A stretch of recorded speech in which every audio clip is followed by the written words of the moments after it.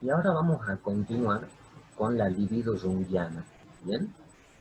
Lo que él justamente expresó no como una representación de una fuerza sexual, sino justamente como una representación de una fuerza cósmica, ¿bien? Obviamente nosotros no vamos a parar a esta explicación junguiana, ya que eso involucraría desarrollar toda la cosmovisión, la Weltanschauung, que ha desarrollado Jung al respecto. Así que nos vamos a acatar a un texto de Jung que se llama Dinámica del Inconsciente, que nuestra hipótesis es que Lacan lo ha leído y que ha tomado varias referencias de este texto, específicamente de un capítulo que se llama La energética del alma. Y eso es el punto que justamente queremos desarrollar, ¿bien? La energética del alma, más allá de que sea no una representación de la fuerza cósmica, la vamos a abordar en el puro sentido de la energética del alma, aunque nosotros no sepamos de dónde viene, lo cual me parece una idea bastante fantástica porque esto justamente es de lo que se va a remitir Lacan para desarrollar su texto después del más allá del principio de realidad. Y vamos a pasar a demostrar cómo. Bien. La Weltanschauung junguiana entonces consiste también de, la vamos justamente a separar entre nuestros elementos epistemológicos, en el cual vamos a plantear a la energía vital como justamente ese objeto de estudio que no entra en contradicción, compuesto por una parte finalista y una parte de relación, ¿bien? La certeza y la evidencia que nos propone Jung para captar esta energía vital, ¿bien? Es completamente contraria a lo que nos venía planteando Freud. Justamente a separar entre nuestros elementos epistemológicos, en el cual vamos a plantear a la energía vital como justamente ese objeto de estudio que no entra en contradicción, compuesto por una parte finalista y una parte de relación, ¿bien? La certeza y la evidencia que nos propone Jung para captar esta energía vital, ¿bien? Es completamente contraria a lo que nos venía planteando Freud.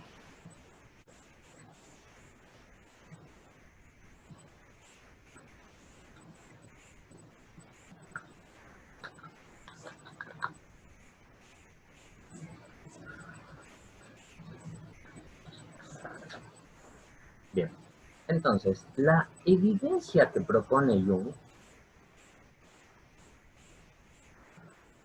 con respecto a captar esta energía vital de la que veníamos hablando, pero como les dije, vamos a remitirnos solamente a una partecita de esta energía vital, que es la energética del alma.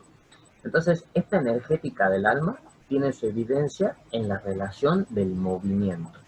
O sea, nosotros podemos capturar la idea de alma, dice Jung, no a partir de la sustancia que vendría a ser, si se me permite, el individuo biológico, sino de justamente lo que domina su movimiento en su relación con los demás, lo cual es una aportación muy interesante de Jung porque nos permite desindividualizar la libido y plantearla justamente en términos de relación.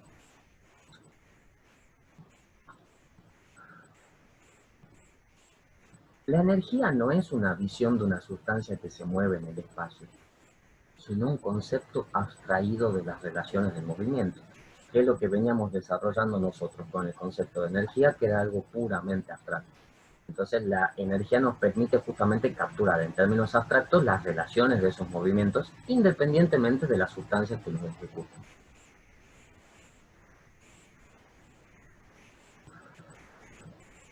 Sus bases, por lo tanto, no son las propias sustancias, sino sus relaciones, mientras que la base del concepto mecanicista, que era el de Freud, es de la sustancia que se mueve en el espacio. Como yo les había graficado, tenemos una fuerza sexual que se representa anímicamente y captura al otro para someterlo, ¿no?, a esa satisfacción. En este caso lo que estamos hablando es que ese recorrido se puede dar de manera recíproca y justamente no prestamos atención a cuál vendría a ser la sustancia que lo produce, ¿no? Ya que acá estaríamos hablando en puros términos de energía. O sea, esta energía del psiquismo nos quiere plantear Jung, es algo en sí mismo, no proviene de ninguna parte del cuerpo biológico. Que se sirve del cuerpo biológico o que lo atraviesa, eso estamos completamente de acuerdo, pero que lo produce, eso es precisamente en lo que entraría en desacuerdo Jung con Freud. lo cual es una discusión que ningún freudiano y ningún junguiano ha rescatado verdaderamente, ¿no? Ya que normalmente he escuchado a junguianos que llegan a este punto, donde plantean de que Freud es ultrabiologicista y en cambio Jung trata de rescatar una esfera más alta del ser humano. Si bien han llegado a ese debate, no lo han profundizado, simplemente se utiliza eso para cortar la discusión, ¿bien? Nosotros queremos precisamente lo contrario, generarla.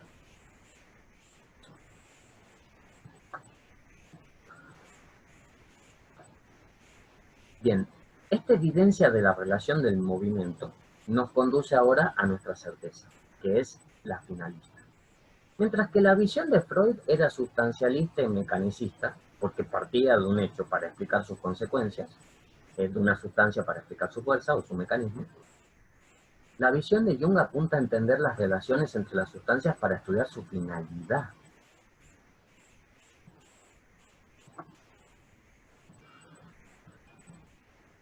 La finalidad consiste no en saber de qué está hecha la sustancia, sino hacia dónde se dirige y cómo se dirige.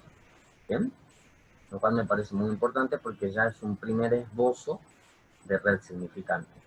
Desde luego, no hay una formalización de Jung al respecto, sino que simplemente nos está abriendo el campo para poder desarrollar esta red significante. ¿Bien? Es por eso que, como yo les venía comentando, Jung va a plantear que la energía psíquica no es un epifenómeno. En Freud sí, en Freud el fenómeno principal es la fuerza sexual y el epifenómeno es la representación anímica. Lo psíquico merece ser considerado un fenómeno en sí, pues no existen razones para contemplarlo como un mero epifenómeno, aunque esté ligado a la función cerebral. Ligado, ¿no? No producido, ligado. Del mismo modo que tampoco la vida puede ser concebida como un epifenómeno de la química del carbono.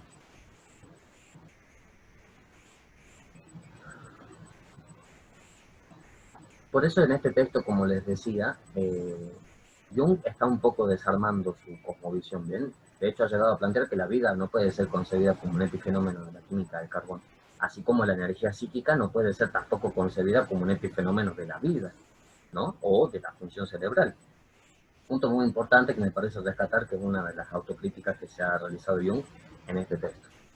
Pero bueno, como le venía planteando, lo que está tratando de acá hacer Jung es justamente establecer a la energía psíquica como un fenómeno en sí mismo.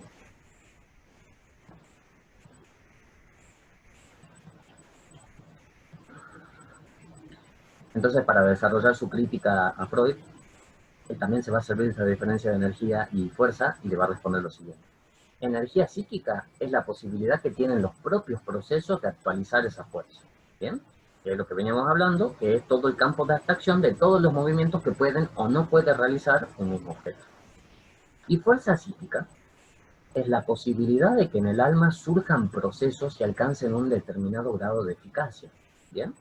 Esto lo que estamos hablando justamente ya es propiamente hablando de la producción del alma, ¿no? O sea, de esta energía psíquica.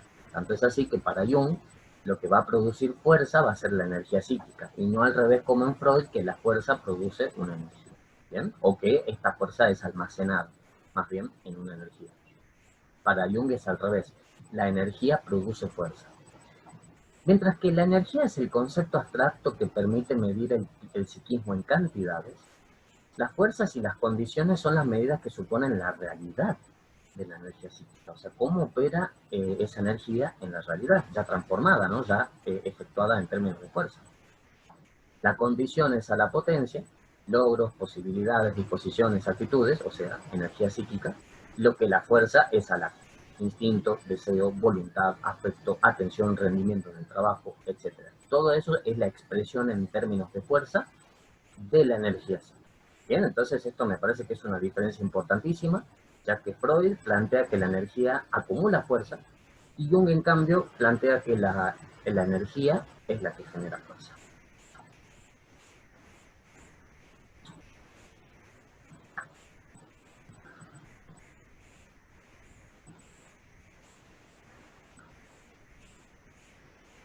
Bien, pasamos entonces ahora a otro punto de este interesantísimo capítulo que les recomiendo, si pueden, léanlo entero, Dinámica del Inconsciente, primer capítulo en la energética del alma, imperdible, realmente un capítulo muy importante para entender este texto de Lacan que estamos trabajando. Y vamos a desarrollar un poco lo que plantea acá con respecto a la conservación de la energía, ¿bien? Cualquier concepción energética resulta inaplicable si contradice el principal axioma de la conservación de la energía. ¿En qué sentido se plantea esto? Principio de equivalencia es el primer principio que justamente regula la conservación de la energía, que plantea que cada energía que se utiliza para realizar un trabajo aparece de una forma energética distinta en otro estado y lugar. Que es lo que yo le venía hablando con Freud y con Jung. Que para Jung la energía se actualizaba en fuerza y para Freud la fuerza se acumulaba en energía. ¿Bien? Entonces ahí está el principio de equivalencia en ambos autores. Y el principio de constancia, mientras que la energía total no varía nunca, es decir, no tiene capacidad para aumentar o disminuir.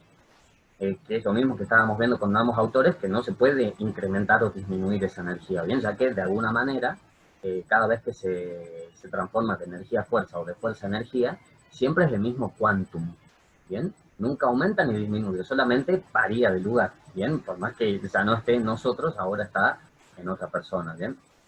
Dependiendo, desde luego, que estemos utilizando, ¿no? La fuerza, obviamente, sexual nunca desaparece, sino hasta el momento de la muerte, y la energía psíquica, ya eso tendríamos que discutir más profundamente la Weltanschauung de Jung, pero no depende del cuerpo biológico.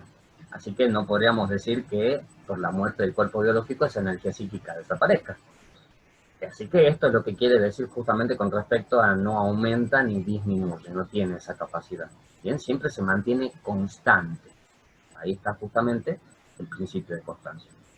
Entonces, para que exista una energía, tiene que haber una equivalencia entre la energía y el trabajo que se produce con esa energía, o al revés, como planteábamos con Freud, de que una fuerza se acumula en energía, y el principio de constancia, que justamente esa fuerza y esa energía, por más que estén en estados distintos, siempre tiene que conservar la misma cantidad. O sea, si nosotros sumáramos todas las fuerzas y todas las energías que estábamos discutiendo, nos tiene que siempre dar el mismo número. ¿Bien? Ya vamos a desarrollar un planteo matemático justamente para no servirnos del número. Entonces, para seguir desarrollando este concepto de energética del alma desde Jung, vamos a pasar ahora al siguiente tema que desarrolla en este primer capítulo, que es con respecto a la creación del símbolo. ¿Bien? Vamos a desarrollar un poco lo que plantea Jung para entender justamente en qué consiste esta energética del alma, ¿no? O sea, que si no tiene su asentamiento, no tiene su lugar de producción, para decirlo correctamente, en el cuerpo biológico, ¿dónde es que se asienta esta producción? La máquina psicológica que transforma la energía es el símbolo. Y me refiero al símbolo verdadero, no al signo. Bien, acá hay una referencia importantísima que seguramente debe haber tomado Lacan, ya que la diferencia entre símbolo y signo es, bueno, bastante patente en la obra de Lacan. Y bueno, hay acá un antecedente en Jung que por lo menos yo no he escuchado a ningún analista lacaniano retomarlo, ¿no? Como les decía, por este prejuicio, que lamentablemente es un prejuicio freudiano, porque si uno fuera verdaderamente lacaniano no tendría por qué tener ningún prejuicio con Jung, pero bueno, nos pesa el freudismo. Vemos acá un antecedente de lo que venía planteando Lacan en su teoría del significante. No digo que plantee exactamente lo mismo, digo que hay un antecedente importante, ¿no? Y estamos hablando de un texto de 1929, o sea, contemporáneo al propio Freud, ¿no? Freud podría haber hecho esta diferencia. Así, el agujero en la tierra de los Guachandi no es un signo de los genitales femeninos, sino un símbolo que representa la idea de la hembra tierra que ha de ser fertilizada. ¿Bien? Acá Jung nos está planteando de que este ejemplo de la tribu de los Guachandi tiene justamente esta ceremonia donde los hombres tienen que tienen que taparse los ojos de tal manera que no vean a las mujeres que están en esta ceremonia, sino que dirijan fijamente su atención sobre una figura que hay en el suelo pintada, y acá está la discusión. Para un freudiano eso sería un signo de los genitales femeninos, porque es la representación energética de esa fuerza sexual, y en cambio para un junguiano que tiene en cuenta el desarrollo del símbolo verdadero, que es una energía que produce fuerza, ¿bien? Acá lo que estamos hablando justamente es esta diferencia de interpretación. O sea que para un junguiano, en realidad eso sería un símbolo que representa la idea de la hembra tierra que ha de ser fertilizada. ¿Bien?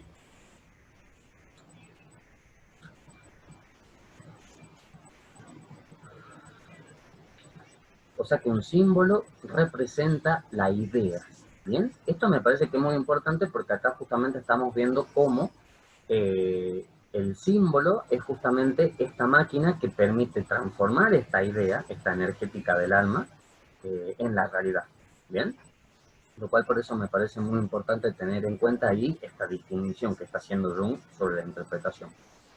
Una confusión con una hembra humana daría lugar a una interpretación semiótica del símbolo, lo que alteraría fatalmente el valor de la ceremonia, ¿bien? Así que no tenemos que reducir al símbolo a una interpretación semiótica del signo, ¿bien? Porque alteraríamos el valor de la ceremonia.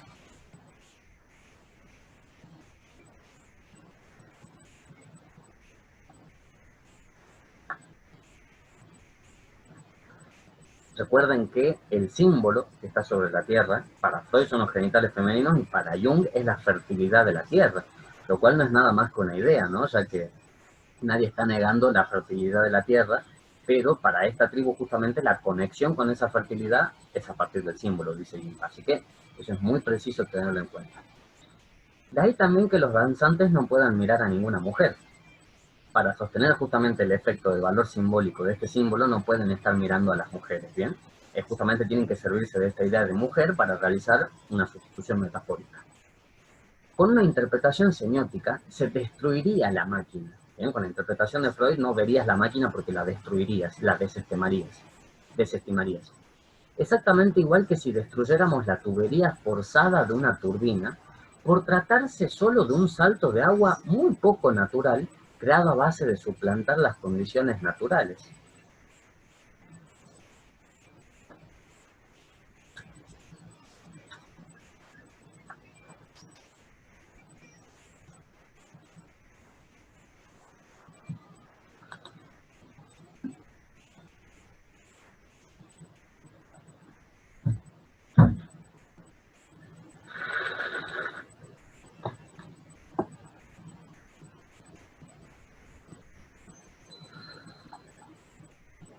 Bien.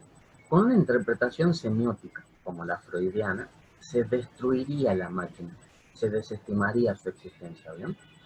Exactamente igual que si destruyéramos la tubería forzada de una turbina, por tratarse solo de un salto de agua muy poco natural, creado a base de suplantar las condiciones naturales. Lo que nos está planteando Jung es que no hay que desestimar la importancia de la máquina simbólica en la producción de ese valor ceremonial, que para Freud sería justamente el papel importante de la fuerza sexual. La representación anímica es solamente eso, la representación anímica. En cambio, para Jung, él plantea que los Wachandi están tratando de representar la fertilidad de la tierra y por eso se sirven del símbolo de la mujer, lo cual es un planteo completamente distinto que, como les decía, nos acerca a la sustitución metafórica de Lacan, ¿no? Así que ya acá Jung de alguna manera se está valiendo de ciertos elementos simbólicos que después en Lacan van a ser retomados, ¿no?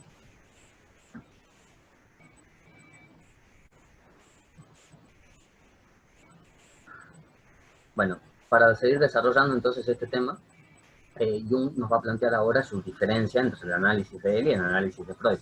¿Qué hacemos? Dice Jung. ¿Un análisis mecanicista, freudiano, o un análisis finalista, jungiano? ¿Y cuál vendría a ser la diferencia? El método psicoanalítico freudiano, ¿bien? La central hidroeléctrica, o sea, esta máquina simbólica que nos venía hablando Jung, para Freud, está inadecuadamente construida por hallarse a una altura muy excesiva. Es derribada y desmontada en sus componentes iniciales, restableciéndose así el originario salto de agua natural.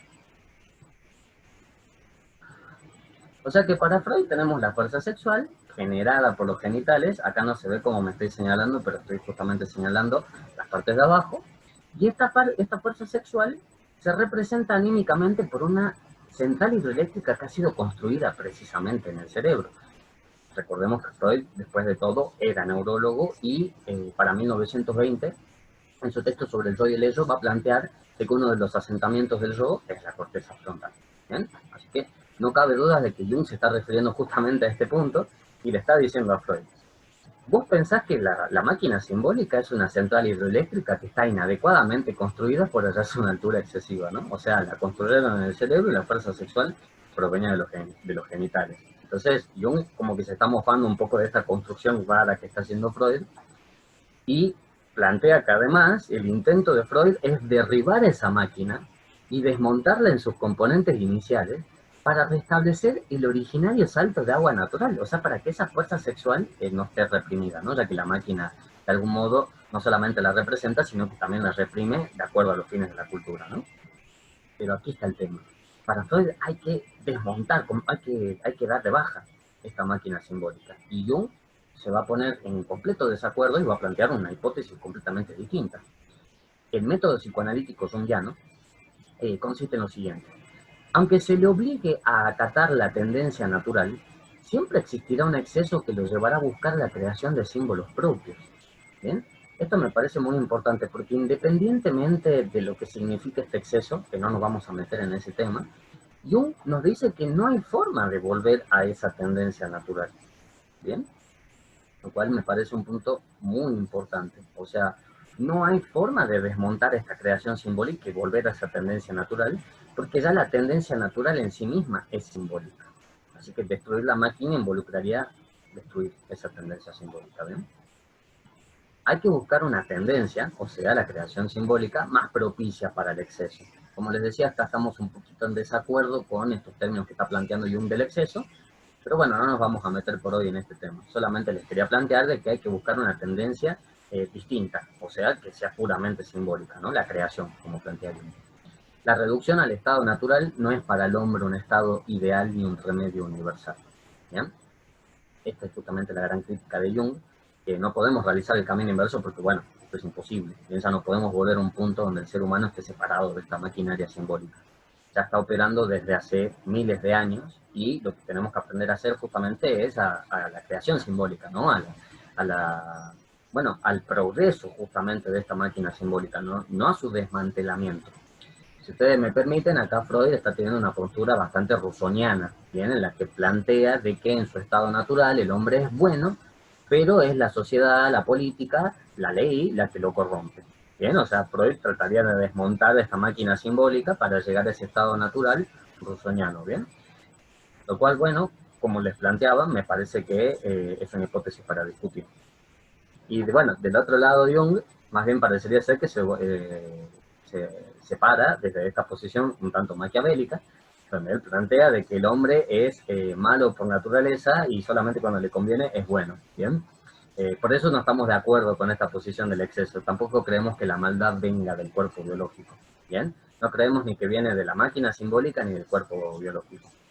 Ya algún día podremos desarrollar ese tema cuando desarrollemos la teoría de campo.